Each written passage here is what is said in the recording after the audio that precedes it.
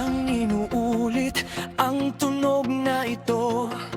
Kaya pati ako nadadala na lang ng sobra sa mga ito. Kapag narinig ko ito, siguradong may tunog na.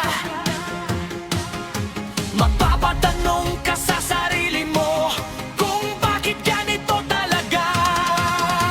Kapag narinig mo ulit ang tunog na ito, siguradong maatali ka rito. Kapag narinig mo ulit ang tunog na ito, siguradong mapapadali ka rito. Kapag narinig mo ulit ang tunog na ito, siguradong masisinta ka rito. Kapag narinig mo ulit ang tunog na ito, siguradong tatakbo ka na lang pag-uwi sa inyo.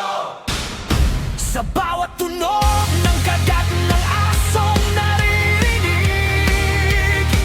halos walang tinig na pinakikinggan, kaya ako'y nanginginig. Sa bawat tunog na ito'y nagtatabunan ng pakinggan, kaya ako'y nagbibigla at nasisindak na lang ng sobra. Kapag narinig ko itong muli, tatakbo na ako pauwi. Pagdating sa bahay, magtatago na lang hanggat maaari.